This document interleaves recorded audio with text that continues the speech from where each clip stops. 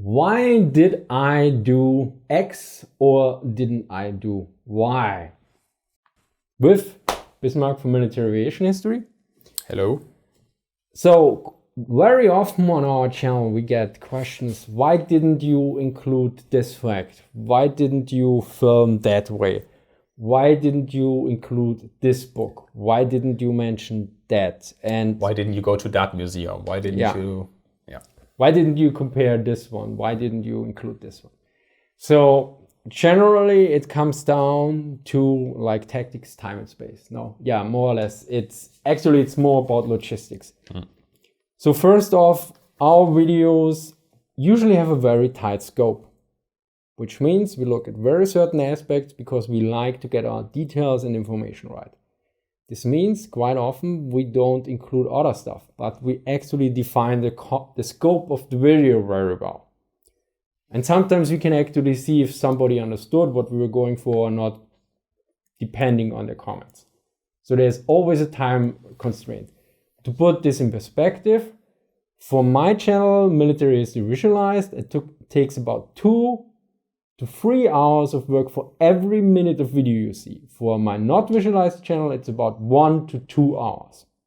This is all work, research, editing, audio fixing, design, thumbnails, description, everything. So this is, when for you, I think it's similar. For an Inside the Cockpit episode that is about 20 to 30 minutes long, pure filming time at a museum is between 3 and 4 hours, depending on the aircraft. But that is only one chunk. Yeah, that is only one chunk. That excludes the scripting, which can take sometimes longer than you'd assume, because sometimes you run into aspects where this is one of the common things that everybody knows about the aircraft. And if you look at it closer, you're like, wait a second, that doesn't seem right. So for example, my ME262 script took me about 3 times longer than it would usually do, simply because I went for so much stuff, especially on the discussion of who killed or who delayed the ME262. Watch that video if you want to know everything about it. And it expanded in scope, and then I had to reduce it again because I cannot go on forever. Yeah. And then of course we talk about editing, where again it's going to take upwards to at least 15, maybe 20 hours. I mean, depending on the video and the scope and how much footage there was filmed. And that is just Inside the Cockpit. I have other series as well, videos where, depending on the video, it's going to take quite a lot of time. So basically you have these physical constraints on workload and everything already.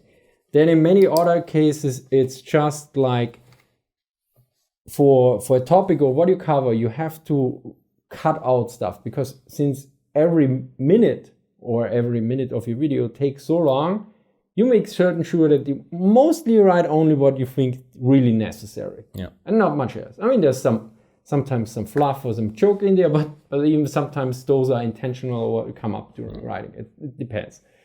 And then you have other aspects, why didn't you film like in this museum or something? So what I get often is, can you come to this and this country to film this and this? I would love to. There we go. Money, a lot of money. I don't have a company behind me. I'm a one-man army. And I have my Patreon supporters and my channel members who allow me to actually travel to other countries. But currently I'm locked to essentially what is Europe, continental Europe, the United Kingdom, and so on and so forth. So these guys allow me to make a trip to Munich, to Berlin, hopefully in this year 2020 into more and more museums. Even just getting myself and my equipment to a museum in the UK can be a costly affair, because I have to get a hotel, local transportation, and so on, food and so on. It's a big thing. Let's give some numbers. So if you're going, like I went to Dresden, I think the drive with the train was about 6 hours or something. Yeah. So this means 1 day going there and 1 day going there back. Yeah, that's without filming. Then I stayed there. I did 2 days of filming, which meant, so basically I have to stay 3 nights in the hotel. So I have the ticket for the train, which is about, I think, 60 to 90 bucks in one direction. Then you have the hotel 3 times around 50 bucks. Then you also have to eat now something, because, you can use the supermarket, but it's less inconvenient. It's more inconvenient or sometimes not possible. In the first day, actually, we didn't have lunch.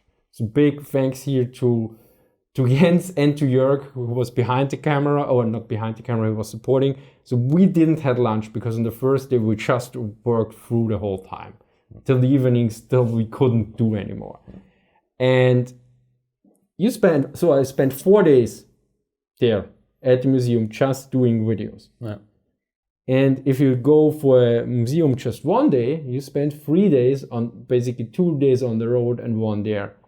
Yeah. And so initially in the early days, we didn't do any museums at all because we didn't have the finance to even start a regular trip or something. Well, I combined it. I think in the early year I did one, but I didn't produce videos directly there. Yeah, I mean, when I went to Berlin, I took the flight.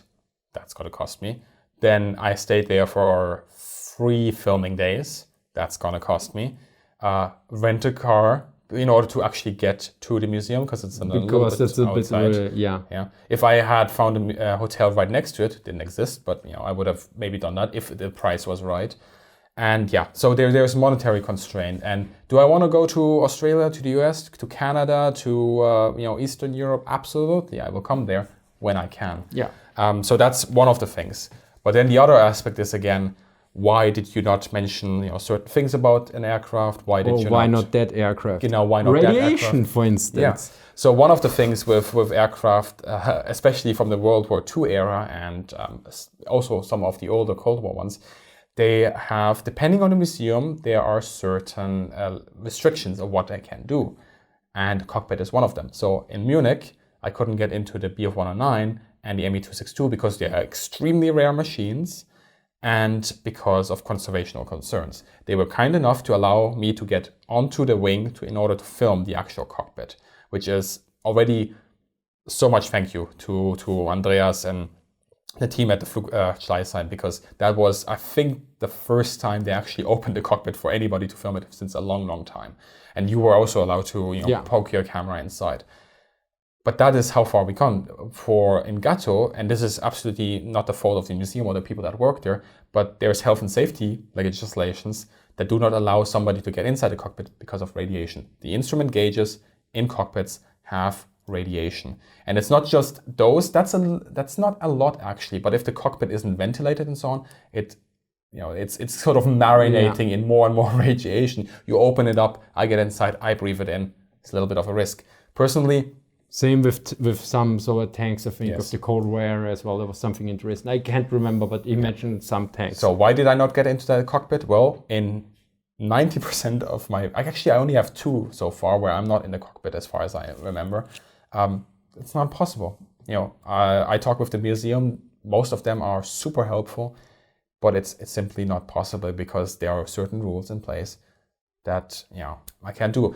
Why did I go to this museum and film this aircraft while there's another aircraft next to it that you might find more exciting? Well, maybe because I'm not allowed to get inside and I'm just like, okay, for now, I'll do all the ones where I can get inside.